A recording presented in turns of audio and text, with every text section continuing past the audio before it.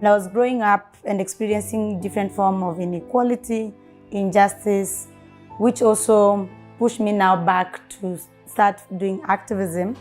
And when I say push is because, to be honest, I did not know I was an activist or a feminist or had the feminist spirit.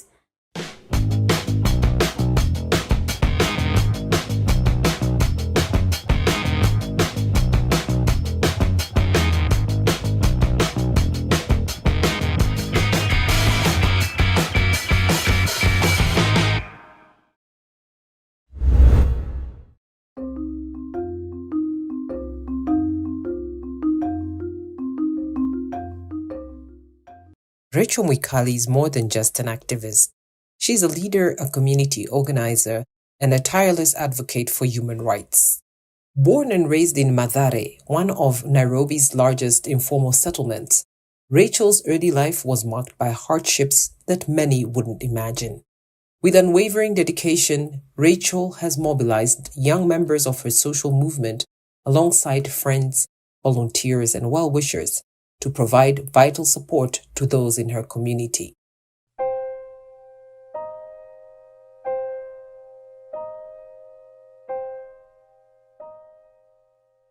My name is Rachel Mwikali. I'm a feminist activist, as you call it, Pan-African feminist, a human rights defender, a community organizer. I'm very passionate about gender equality, fighting for equal rights for all, sexual reproductive health and rights, and human rights in general.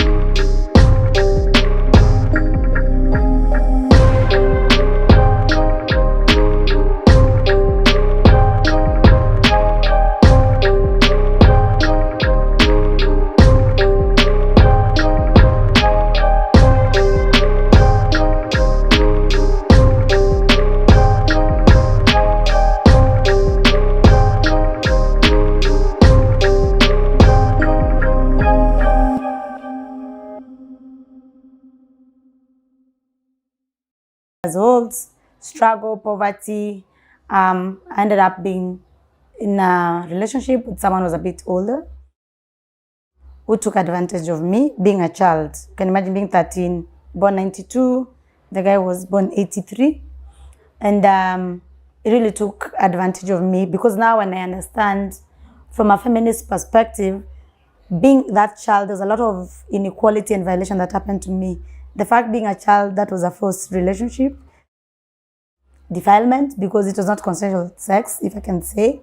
I went through a lot of violence, used to beat me so much. And even my community members are aware, because they used to see it. If I challenge or resist things that were not agreeing, because I felt they were not pro my rights, you'll be very abusive and even drag me in the community.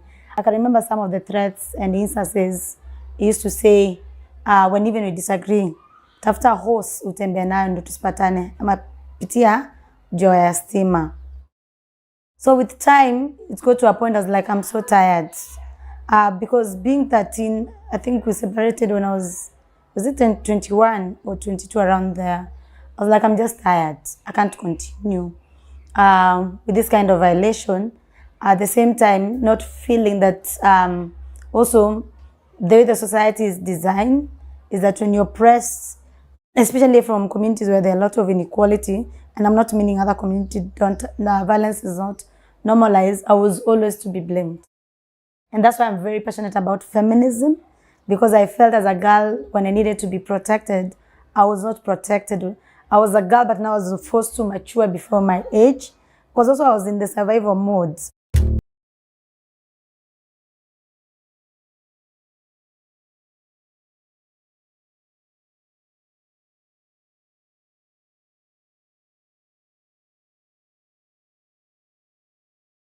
Explains that her activism wasn't born out of a single moment, but rather a continuous process of resistance and questioning. Activism for her is not a sprint, but a marathon.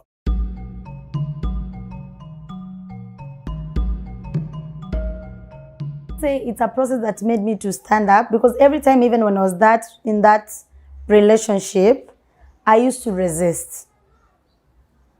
Even when I didn't want to have sex, I'll say no. And also with some points, it was like, things are not right, but now I'm forced to be there. So it was a continuous process. If now I look back, I'm like, I started resisting when I was young and saying these things are not okay. But the fact I was a child and questioning a lot, because I was also very curious, questioning a lot, that's why I was not seen, even from my family. I was like the black sheep, if you ask me. And that's why I felt for the longest time. When you resist and ask questions, you're the bad person. And now, and this is the thing also, even when I link intersectionality of struggle, why also GBV and this end femicide is very passionate to me. Because the one level, this guy almost killed me.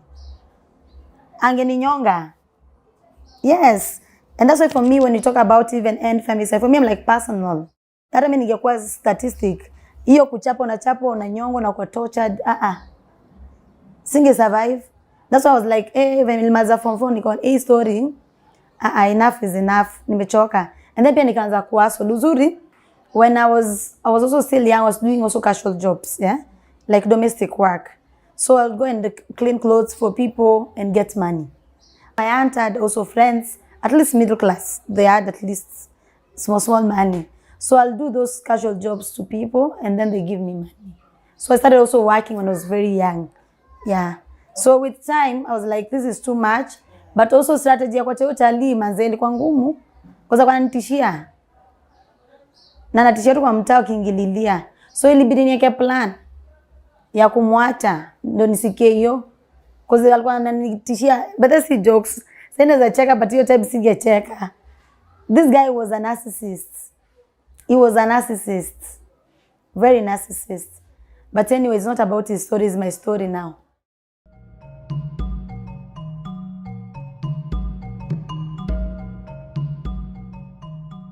Rachel co-founded the Coalition of Grassroots Human Rights Defenders Kenya, a movement that aims to give visibility to grassroots activists and create a support system for those under threat. Her work is deeply intersectional, focusing on the most marginalized communities.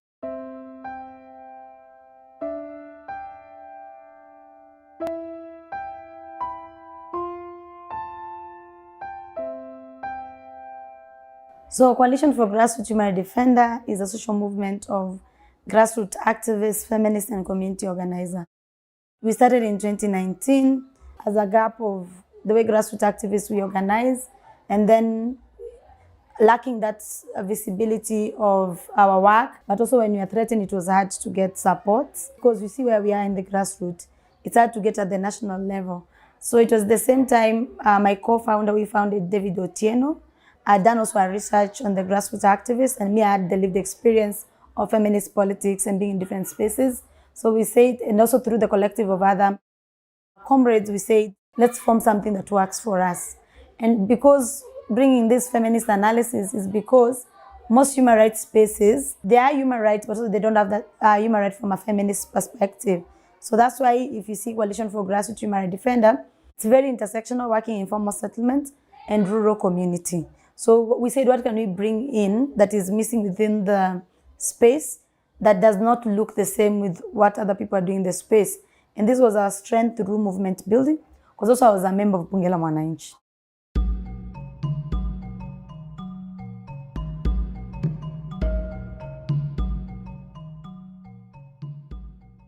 Rachel's work has not gone unnoticed. She has been recognized globally, including receiving the Lobbyist for Change Award. But for Rachel, these recognitions are not just personal achievements. They represent the strength and resilience of the communities she fights for.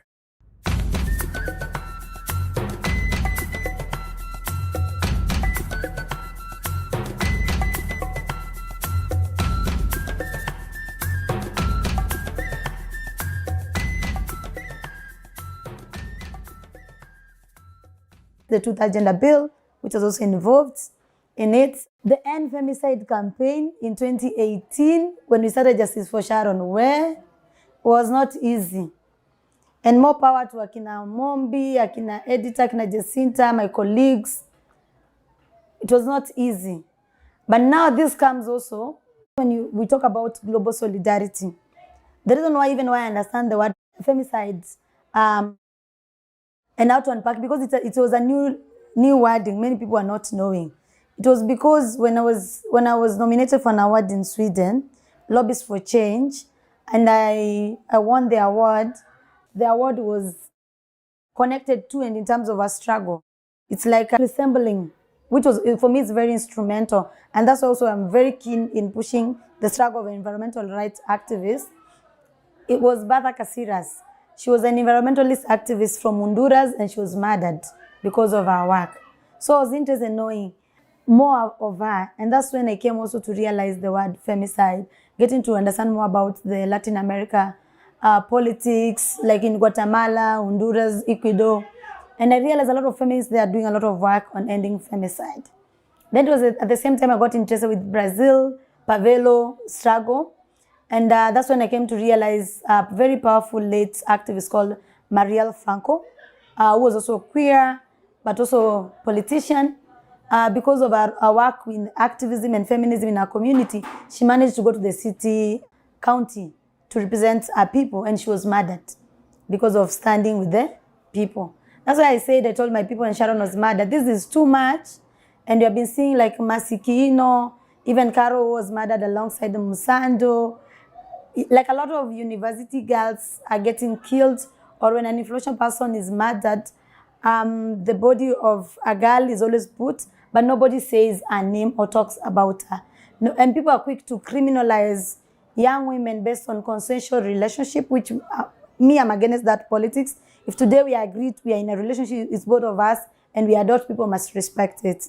So we had a role to shift that politics of criminalizing young women choices, but at the same time, fighting gender-based violence, because femicide is gender-based violence, but also refusing this narrative of criminalizing politics around sexual reproductive health and rights and sexual pleasure.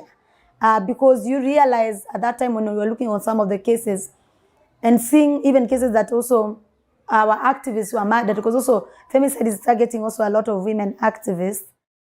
which many people also are not talking about it. And that's why even still now today, we have an active case as collective, as movement, also with our partners that are supporting, through also another case of an activist, a woman activist called Elizabeth Ekaru, who was murdered in Isiolo.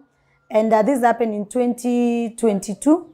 And we still have an active case that as movement also we did a very big protest across the country that ensured that perpetrator was arrested.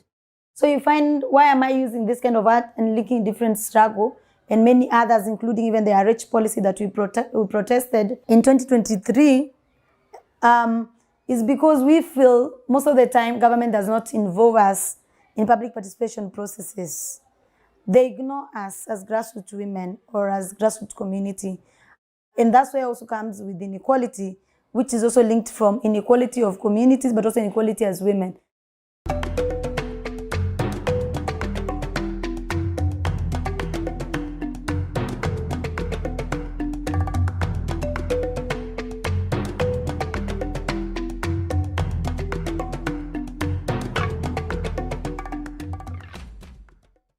Among her many initiatives, Pussy Power stands out as one of the most controversial and impactful. The name itself is a bold declaration, a reclaiming of power for women who have been marginalized and oppressed for too long. Rachel explains how this movement was born from the need to confront and challenge the narratives that have silenced women for generations.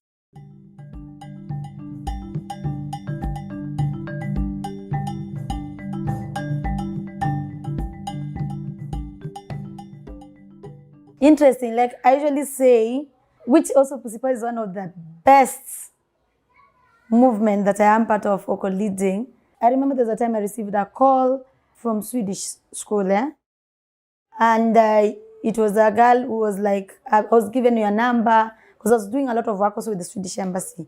And they've also played a critical role also in my struggle within the diplomatic mission, even like Denmark, Belgium, and may the soul of my friend also knew me, Rachael, rest in peace. She's also one of the people who have made Pussy Power be where it is, even within the diplomatic space.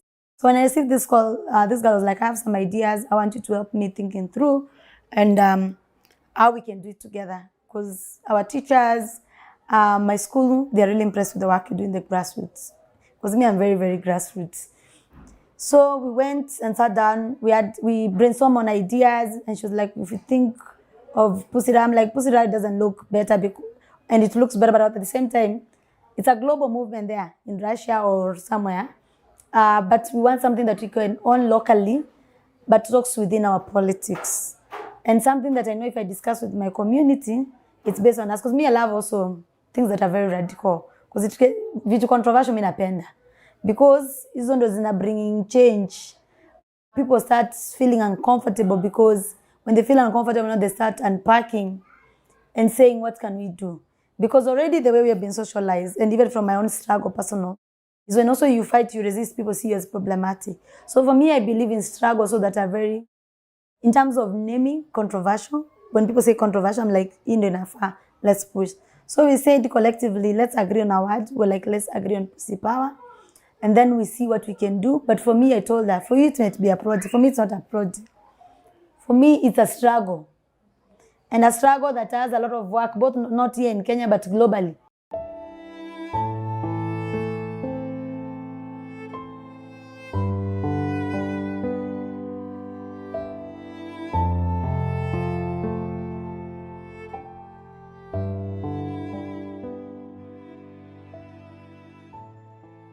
But activism in Kenya, just like in other African countries, is not without its dangers, especially under the current political climate.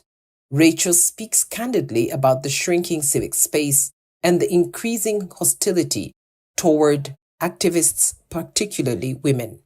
Yet, despite these challenges, Rachel and her comrades continue to find strategic ways to push their agenda forward.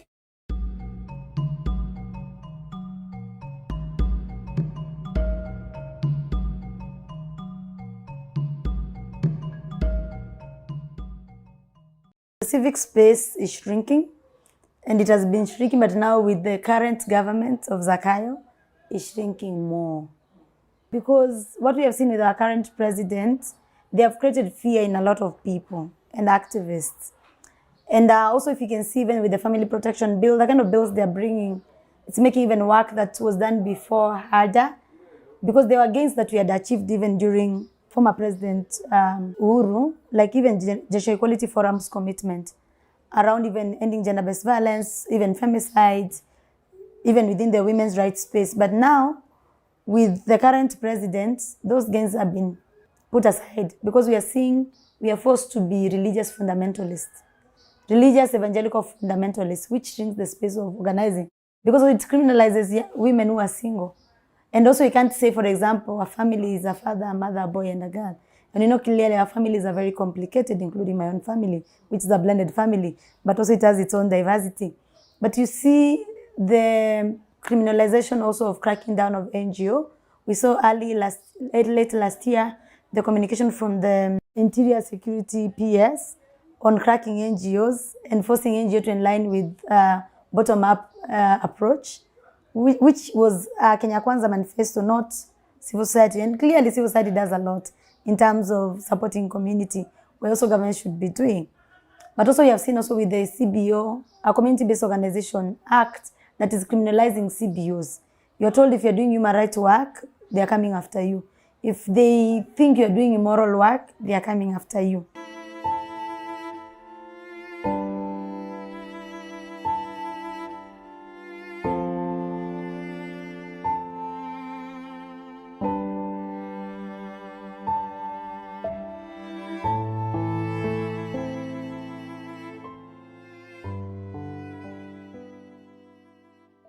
Despite the risks, Rachel remains committed to mobilizing more women into the movement. Her approach is one of mentorship and collective action, ensuring that the work continues even in her absence. This philosophy of shared leadership is central to her vision for sustainable activism.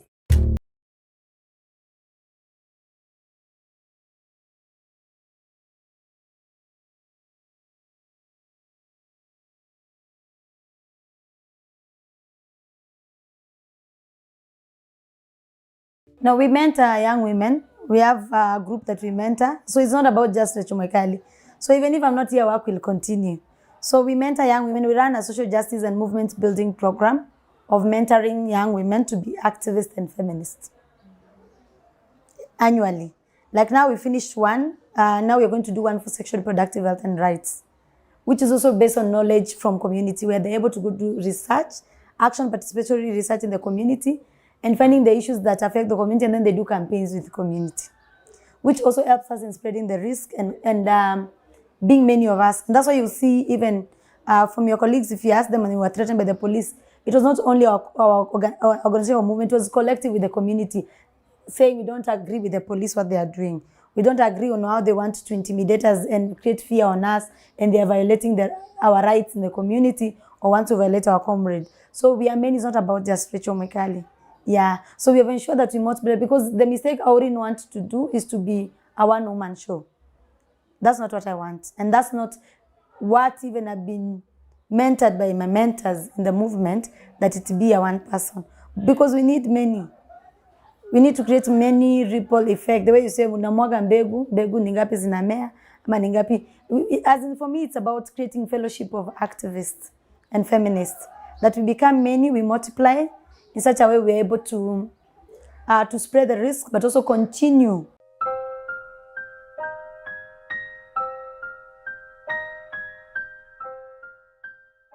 Rachel's personal struggles have deeply influenced her activism. As a survivor of domestic violence, she has a unique understanding of what it means to be violated and discriminated against. This personal connection to the issues she fights for is what drives her every day. So we are a big family of kids, youth, adults, and older people. And that's why for us, community organizing is a community. It's not us and them, it's us, we're organizing together. So anybody I work with or we work with, they know me as I was growing. They understand all my struggle. And they have seen me evolving in different spaces. So siwezi kuja hapa tina wabosti ati mimi ndo bazu. Na kama si hao singekuwa maliniko. Yeah. And for me, that's the most powerful way of community organizing, also to ensure that we are able to enhance the civic space, because civic space ni watu pia. So we are seeing even content creators, wakina recommend wamekuwa pia activists. Yeah. So it's growing. As much as there are other spaces that we are being curtailed, we need to protect, yes, the traditional way of organizing, but also we need to find other spaces that we can organize this. Nowadays, podcasts, even as we have done podcasts with our partner Usawa, podcast ama Swaiba, organization to Usawa, podcast Swaiba. So there are other alternative ways, even as we're becoming more creative, innovative. Nowadays also we are going to churches to do activism. So on Sunday we have specific churches that we tell the religious leaders we work with, give us 30 minutes or 20 minutes, we do advocacy. So hata kituzuia kwingine tunaingia zile pia wanaingianga. So there are many alternative ways. There's artists. That's why also they're very important when they create songs. Like now we have people like Fena who have sung also song for Pussy Power. Fena Gitu, shout out to Fena. We have had even people like comrades, even Peace Panando in the community. Like they're coming up and creating. We're not telling them to create. They're creating and they're saying, listen to the content and then tell us what you think. What do you need to add? What do you need to remove? Even these graffitis that we have put here, even outside, because even in COVID we did a lot of graffiti. It's because of also art, speak to the art. There are people who see art in a different perspective, and then we co-create and then we put it together. So everybody participates. So there are different ways also for us we do activism. Sometimes nowadays also what we have done, and even if we have partners or funder, we tell them the critical work will not want to post it online because we can be attacked. We have closed our office here, even last year, like 2 months or 3 months, because of safety issues. Because of our work on LGBTQ and also abortion. And also some of our colleagues being allies, so were criminalized by opposition. Government was after our neck. So we had to find different innovative ways, even it's online, like going now to the underground organizing for us to be able to, for a bigger cause. Or even like, how will I say it? Even the fact also we work also with different embassy in different projects, it helps even for our protection. So we have taken even our girls to embassies to go and talk with ambassadors. When even they're making decisions, they know it's affecting the communities, because most of the time these girls and these community members who are our members and our community members, they don't get that kind of space. So we have been also been that link of ensuring that people make decisions are closer to the people.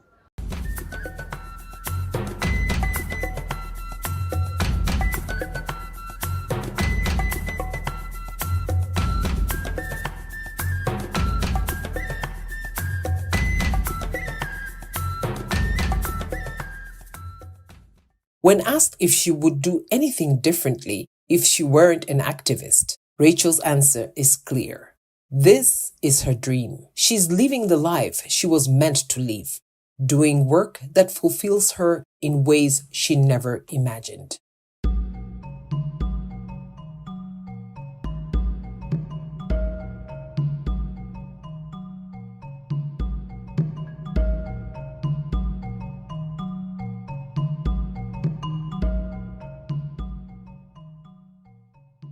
Me, I think I'm living my dream. To be honest, I'm living my dream. Because I'm doing what I love. Before, yes, I had other things. I was like, I wanted to be a journalist. But I'm like, hey, maybe Nico. See, I've started a podcast. I'm doing podcasts also. But for me, I'm living my dream. In terms of, as you grow and as you evolve, I'm where I wanted to be. Because now if I choose to be, let's say, in a consensual, or let's say fornication or relationship, it's based on choice. Even if now I date someone who is older than me, it's because it's my choice and I've given a consent and I'm aware. For me, how does freedom looks like for me? It's even if I make a decision now, I'm like, even if it has its own consequences. Even I tell my friends, I don't make wrong decision. Munipende tu hivyo hivyo na mnisaidie to move forward na niko tu accountable. But I'm living my dream. There's more to come, but I love what I'm doing.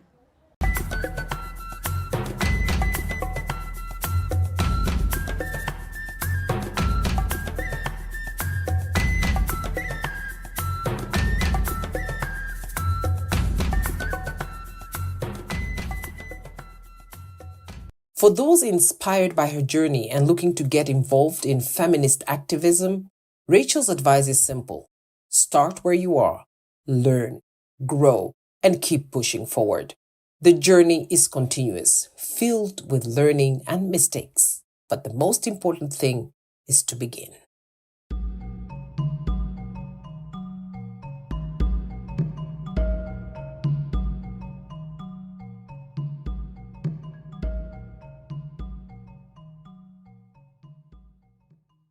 Imagine just start where you are. If you believe in feminism and activism, start where you are. Even me, there are a lot of things I'm learning on the way. There are a lot of mistakes I've made.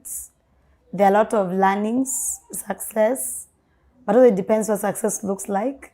But get also people who are doing it. Ask them how they do it. You don't have to be them. You can do it in a different way. But also do also self-taught education. For me, what has helped me in the movement is also self-taught education. And even books I borrow, I ask, or even listening to podcasts or meeting individuals, say I want to come and visit you to learn from you. So learning is every day, but at the same time, learning is also based on also practice. As you learn, practice. And join any movement that you feel you want to be part of. If you want to join us, please go look for us, CGHRD Kenya, on Facebook or also on Instagram, Coalition for Grassroots Human Rights Defenders. And come and join us because it's a collective work. It's not, you join people. It's the same way if you want to join, let's say catechism, if you want to join kids club, you go to where with the church you prefer or the religious institution you prefer. So come join us or join any space or come and ask. We're happy to mentor and support so that also you're able to grow within your own space and with your own pace. Go with your own pace.